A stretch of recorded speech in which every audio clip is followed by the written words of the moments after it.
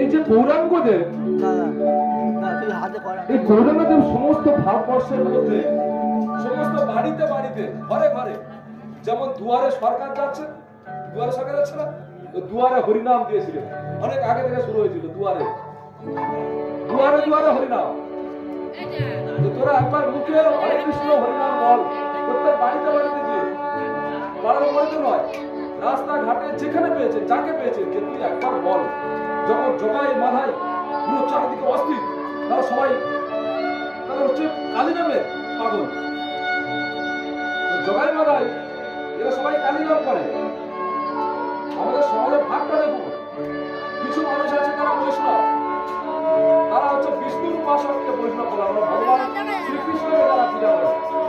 আর কিছু মানুষ আছে তারা মা কালীকে পূজা করে, তারা অন্য কথা শুনবে না, তাই এরা শ্যামা সঙ্গীত গাইতে গাইতে যাচ্ছে।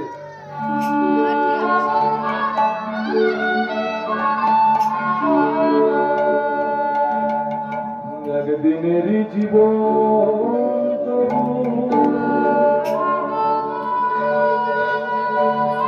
জবা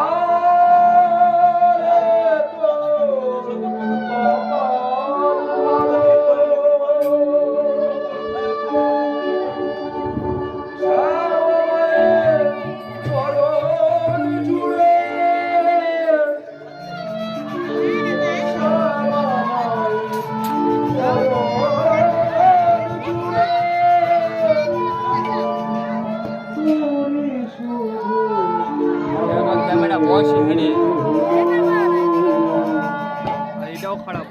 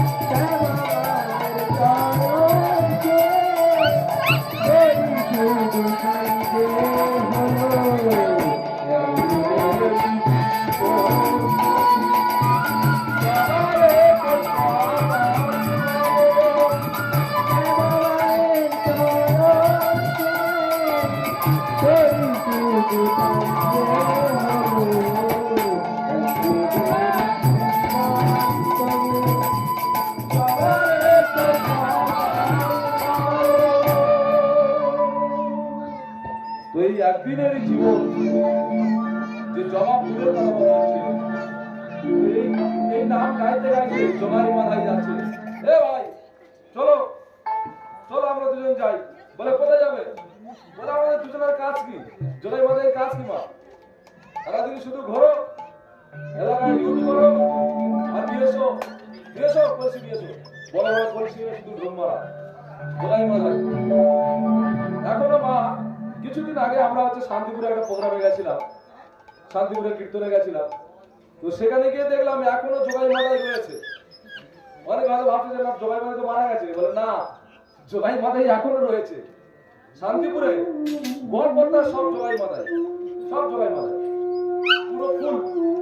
তো সেই জোগাই মাথায় গৌরাঙ্গ উদ্ধার করেছেন আমাদের মহাপ্রভু, আমাদের শ্রীমান ভগবান শ্রী গৌরাঙ্গ মহাপ্রভু। কিন্তু সব জোগাই মাদাইকে শেষ করতে পারেনি। সেই জোগাই মাদাই কালী নাম করতে করতে যাচ্ছে, আর আমার গৌরাঙ্গ মহাপ্রভু, আমার নিতাই চাঁদ, এরা সবাই বলছে একবার তোরা আমাদের বলে আয়। তো সেই নিতাই কোথা থেকে এলো? নিতাইটাকে তাই আজকে আমাদের পাড়ার বিষয়বস্তু নিত্যানন্দ মিলন।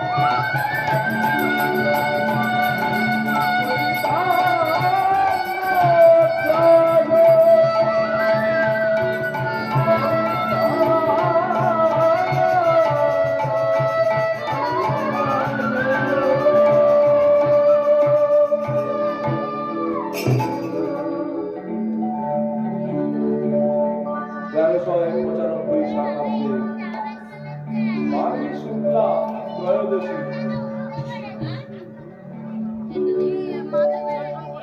1395 শকাব্দে মাঘী শুক্লা ত্রয়োদশী তিথিতে বীরভূমের মাটি তারাপীঠের কাছে, বীরভূম নাম শুনেছেন তো, বীরভূম, লাভপুর, এসব হচ্ছে বীরভূমের জায়গা, সেই অনুব্রত মন্ডলের জায়গা। সেই বীরভূমে অনেক মানুষ গেছে। সেই বীরভূমের লাভপুর আবার পাশে রয়েছে এক চক্রাকার। ধন্য বীরভূমের মাটি, ধন্য এক চক্রাকার।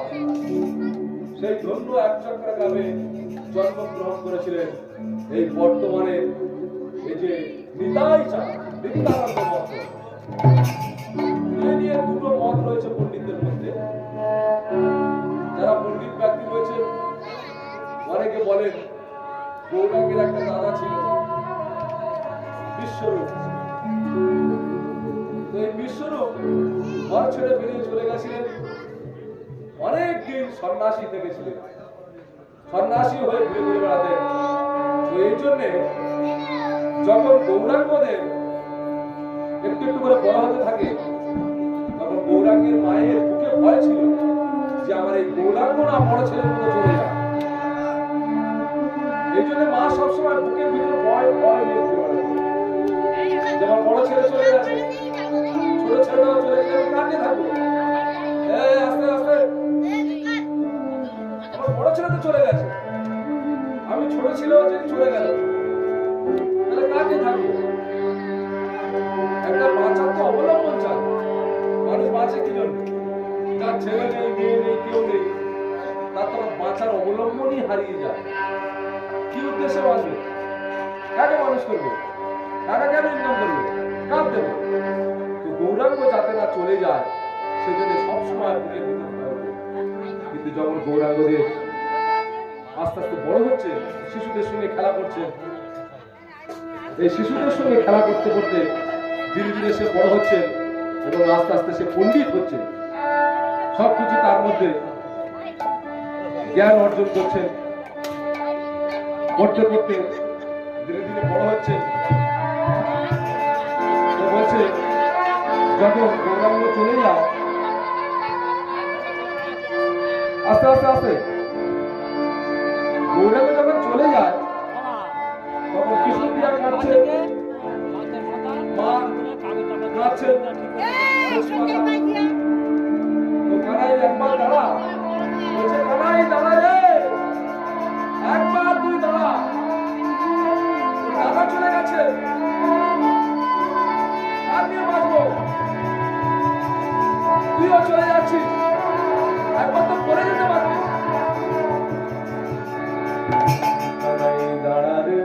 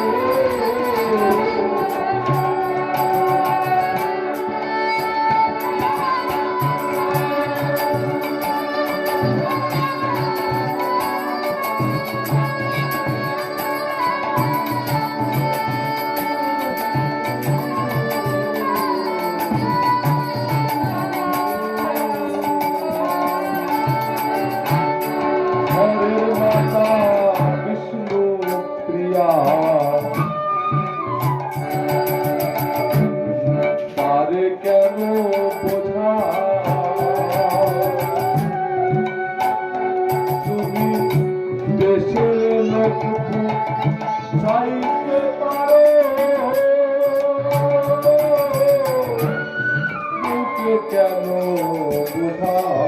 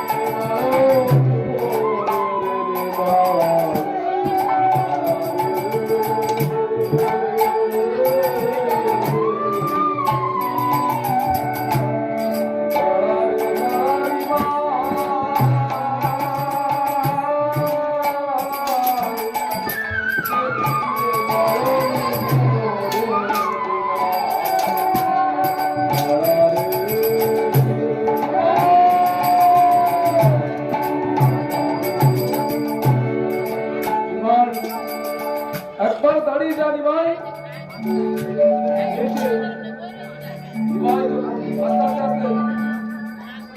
এই যে নিমাই যখন চলে যায় তার মায়ের সমস্ত দুঃখ দুর্দশা কাউকে জানানোর নেই। ঘরে দুটো দুটো নারী, মা রয়েছে, স্ত্রী রয়েছে, বিষ্ণুপ্রিয়াকে ফেলে রেখে চলে গেছিলেন সেই গৌরাঙ্গদেব। তো এই যে নিতাই চাঁদটাকে আমরা সেটা জানবো। অনেকে বলেন, আমি বলছিলাম যে কথা, গৌরাঙ্গের উপরে যে বড় দাদা ছিল সে দাদা দেশ ত্যাগ করে চলে গেছিলেন, একা রাত্রে সন্ন্যাসী হয়ে বেরিয়ে চলে গেছিলেন। তো যখন সন্ন্যাসী হয়ে বেরিয়ে চলে গেছেন তখন গৌরাঙ্গকে যেতে দেবেন না। গৌরাঙ্গ আস্তে আস্তে সবাই যদি সন্ন্যাসী হয়ে চলে যায়, বলছিলাম না দাদা যে গৌরাঙ্গ যদি চলে যায় তাহলে কাকে নিয়ে থাকবে। তো এই যে গৌরাঙ্গের দাদা, এই গৌরাঙ্গের দাদাকে অনেকে বলে থাকেন যে উনি নিতাই, গৌরাঙ্গের দাদা যেহেতু। কিন্তু পণ্ডিতদের আরেকটা মত আছে। এই যে ব্যক্তির কথা আমরা আলোচনা করবো, দুটো ব্যক্তি আলাদা, গৌরাঙ্গ আর গৌরাঙ্গের দাদা। আরেকজন ব্যক্তি বীরভূমে জন্ম, একজন নদিয়ায়, গৌরাঙ্গের দাদা, এরা দুজন নদিয়া। কিন্তু আরেকজনের যার নাম বলছি তার বাড়ি কিন্তু নদিয়ায় নয়। এই জন্য পণ্ডিতরা বলে থাকেন তো তার বিদায় হলো কি করে? বিদায় কি করে হলো সেটা নিয়ে আমরা আলোচনা করব। গৌরাঙ্গের দাদা ছিল সে হচ্ছে বিশ্বরূপ, আর আরেকজনের যার নাম করছে তার বাড়ি হচ্ছে বীরভূমির একচক্রা গ্রাম। এই যে বীরভূমির একচক্রা গ্রামে যিনি জন্ম নিয়েছিলেন তাকে আমরা নিতাই বলে জানি। তো সেই নিতাই কি করে হলো আমরা আজকে সেটা জানবো।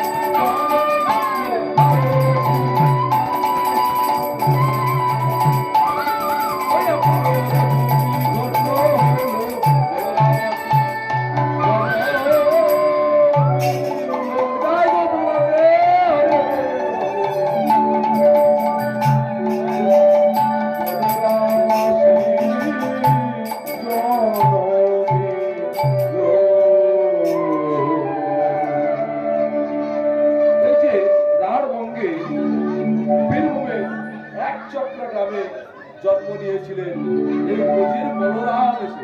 ব্রজের বলরামটাকে হচ্ছে ব্রজের বলরাম মানে আমরা একটু ফিরে যাবো দাপর যুগে। সেই দাপর যুগের কথা। দাপর যুগে এক ভাই ছিল আর তার দাদা ছিল।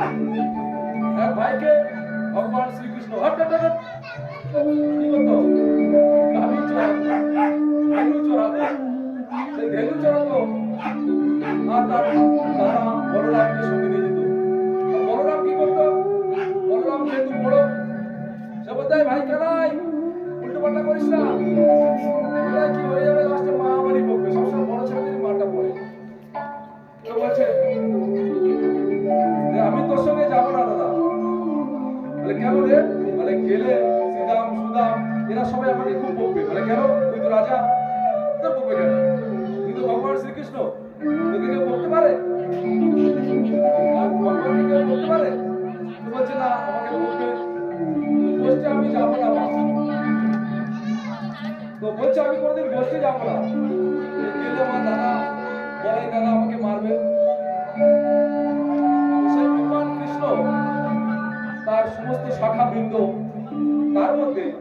ব্রজের বলরাম রয়েছে, তার দাদা সুদাম, সুদাম, দাম, বসুদাম সবাই।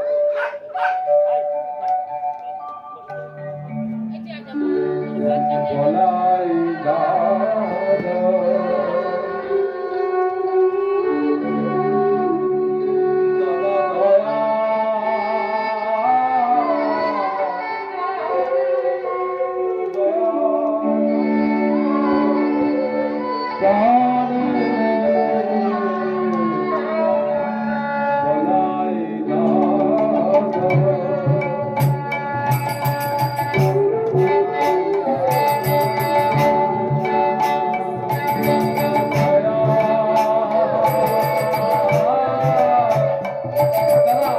তোর মনে দয়া ফয়া কিছু নেই,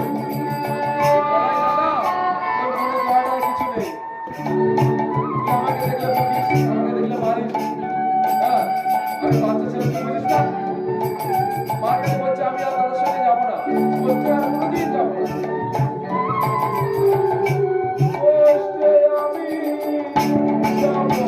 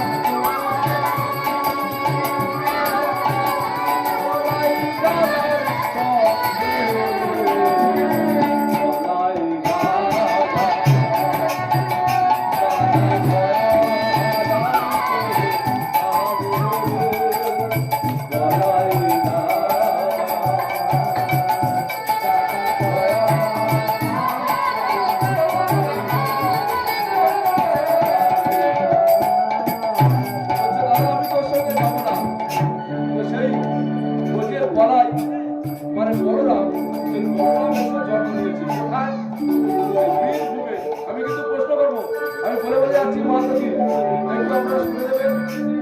এই যে ব্রজের বলরাম, এই যে বলরাম আর কৃষ্ণের কথা বলছিলাম না, এই যে দাপর যুগে কৃষ্ণ আর বলরাম, এরা দুজন পরবর্তীকালে এসে, এরা পরবর্তীকালে মানে পরের যুগে, ওই যুগে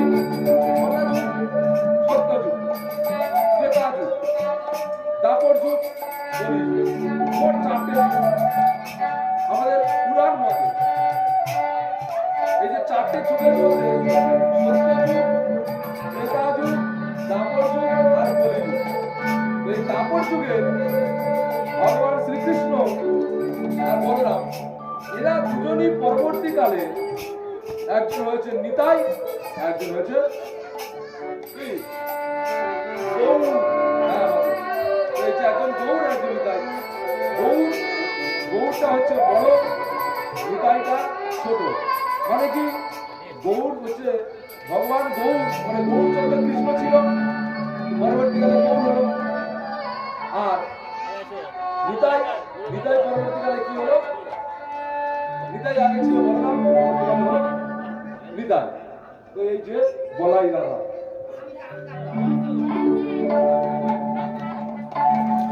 1395 শতাব্দে বীরভূমের মাটি আলো করে এক চট্টগ্রামে নিতাই চাঁদ এলেন। তো যখন হারাই পণ্ডিতের ঘরে এলেন, হারাই পণ্ডিত ছিলেন একজন পণ্ডিত মানুষ। তো পুষ্টি, তিথি, নক্ষত্র বিচার করে ছেলের নাম রাখলেন কুবের। এই কুবের যেহেতু পণ্ডিত ব্যক্তি তার বাড়িতে যদি কোনো ছেলে জন্মায়, সে তো পাঁজি পঞ্জিকা নিয়ে তিথি নক্ষত্র এগুলো বিচার করে ছেলের নাম রেখেছেন কুবের। কুবের কিন্তু আর পাঁচজনের মতো নয়। আর সবাই যেমন খেলা করে, যা ভোরে পড়াশোনা করে, কুবের কিন্তু নয়। কুবেরের টাইপটা একটু আলাদা। মানে কুবেরের টাইপটা আলাদা বলতে ও একটু ভক্তি পথে বেশি। ও ছেলেদের নিয়ে ডেকে সেই দাপর যুগের কথা মনে করছে, নিয়ে দাপর যুগে যেমন কৃষ্ণ বলরাম এরকম নিজে নিজে সারছে, ত্রেতা যুগের ভাবে আবার বিবর হয়ে যাচ্ছে। কখনো ত্রেতা যুগের কথা মনে করছে, কখনো দাপর যুগের কথা মনে করছে। আমাদের গ্রামে মনে উঠে আমরা দাপর যুগে গিয়েছিলাম, মনে আছে? নেই। সত্য যুগে গিয়েছিলাম, মনে আছে? নেই। কিন্তু কুবেরে দাপর যুগের ভাবে বিবর হয়ে যেতেন, ত্রেতা যুগের ভাবে বিবর হয়ে যেতেন। তো বলছে শিশুদের, ছোট ছোট শিশু যারা রয়েছে, সবাই বলছে এই শোন শোন শোন, এই শোন। বলছে কি হয়েছে? বলে শোন, আমার কাছে শোন, তুই বল তুই হচ্ছে হনুমান। বলে আমি হনুমান। বলে হ্যাঁ। বলে তুই? বলে আমি জাম্বুমান। বলে তুই? বলে আমি ত্রেতা যুগের লক্ষ্য, ত্রেতা যুগের লক্ষ্য, হনুমান তুই বিভীষণ, ত্রেতা যুগের লক্ষ্য, তুই হনুমান তুই বিভীষণ, ত্রেতা যুগের লক্ষ্য।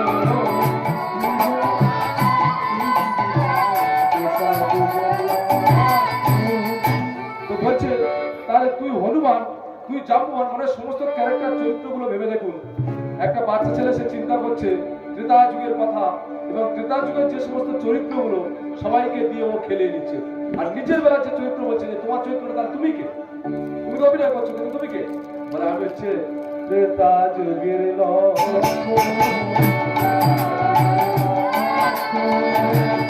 হনুমান তুই বিভীষণ,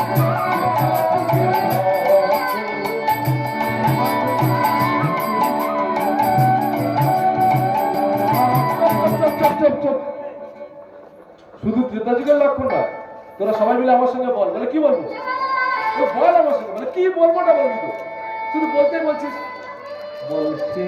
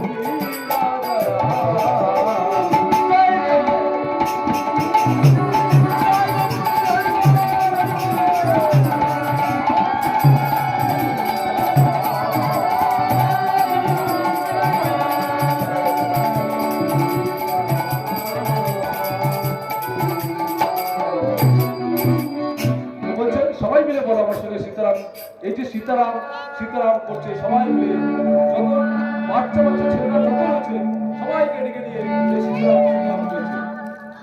তো বলছে আবার সেই দিনের যে খেলা, সেই খেলা সমাপ্ত হলো। প্রতিদিনের ন্যায় যে খেলা, এদের খেলার স্টাইল গুলো আলাদা। বলছিলাম না এদের টাইপ গুলো আলাদা, অন্যান্য বাচ্চারা যে খেলা খেলে না। এরা যে খেলা খেলছে শক্তিশীল, রাবণ বধ, সীতা উদ্ধার, বিভীষণ, তরুণী সেন বধ, এই সমস্ত কাহিনীগুলো নিয়ে এরা অভিনয় করতে লাগে। কুবের কিন্তু নিজের বেলা যখন সাজছে তখন তিনি বলছেন যে আমি রক্ত, আমি যে সে লোক নয়, আমি পিতা যুগের লক্ষ্য, পিতা যুগে আমি জন্ম ছিলাম তখন লক্ষ্য হয়ে।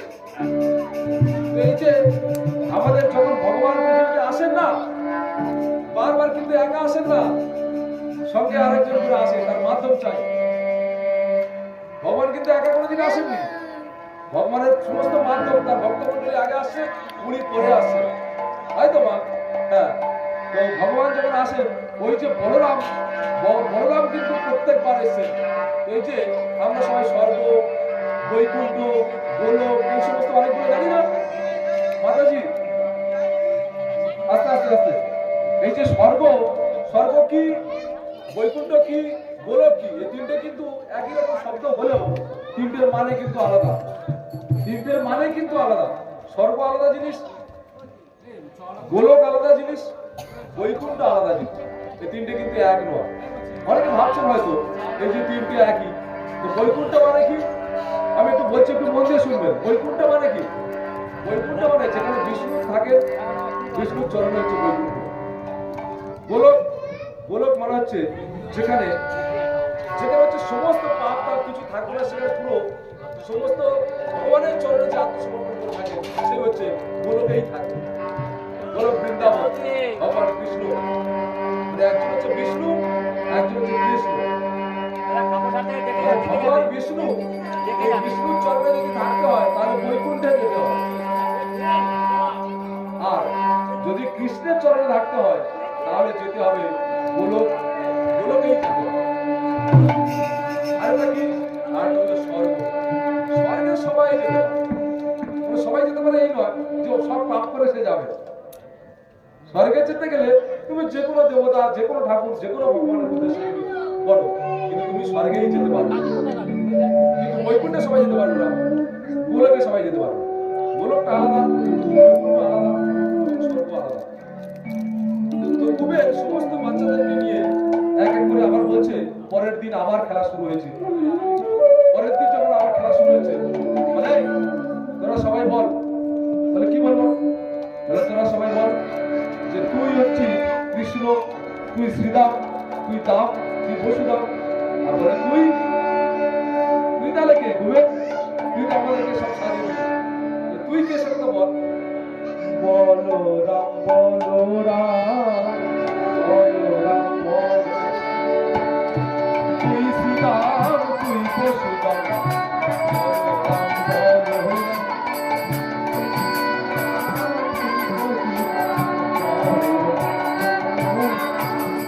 তুই শ্রীরাম, তুই বসুদাম, বলরাম বলরাম।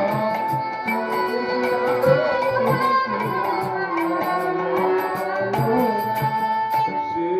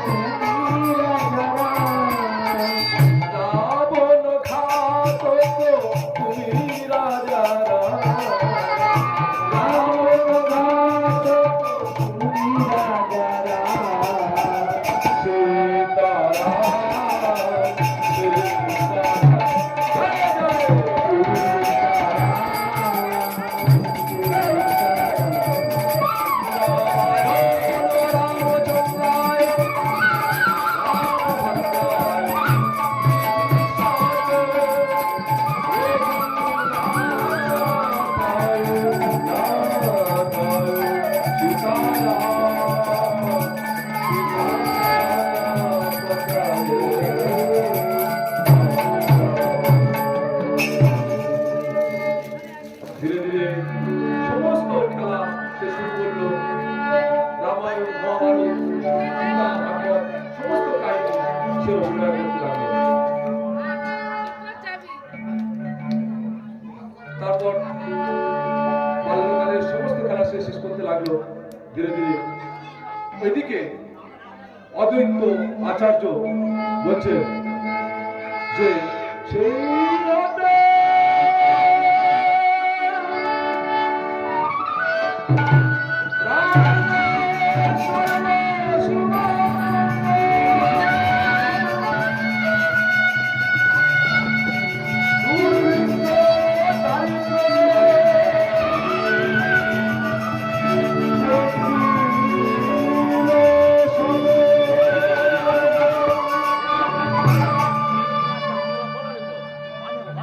বৃন্দাবন দাসজি সিদ্ধান্ত করে বললেন, যখন কুবের জন্মগ্রহণ করলেন তখন থেকে রাঢ়বঙ্গে সমস্ত কিছু মঙ্গল হতে থাকে।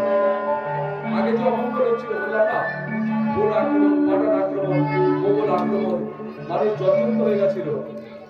কিন্তু তারপরে যখন এই যে হুন আক্রমণ হয়েছিল তার অনেক পরে যখন এই কুবের জন্মগ্রহণ করেছিল তারপর সমস্ত কিছু আস্তে আস্তে মঙ্গল হতে শুরু করল। ওই জন্যে বৃন্দাবন দাসজি সিদ্ধান্ত করে চৈতন্য ভাগবতে বললেন যে সেই হতে সবকিছু মঙ্গল শুরু হলো এবং রাঢ় দেশ উন্নত হয়ে গেল। তো সমস্ত খেলা শেষ করে একদিন ভাই পণ্ডিতের পথ ধরে এক সন্ন্যাসী আসছে। নারায়ণ নারায়ণ করে।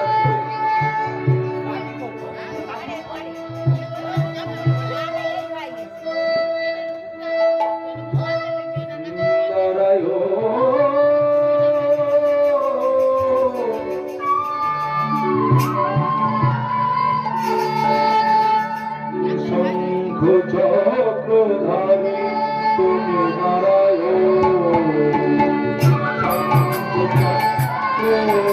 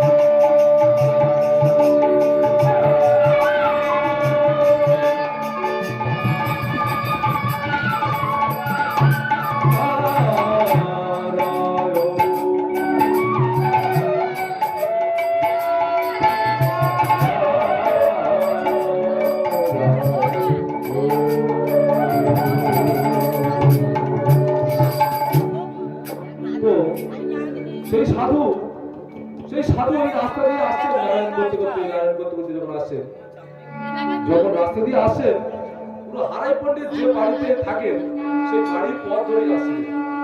বলছে, সাধু সাধু, এই যে দাঁড়াও দাঁড়াও, আমি তোমার বাড়ি যাচ্ছি।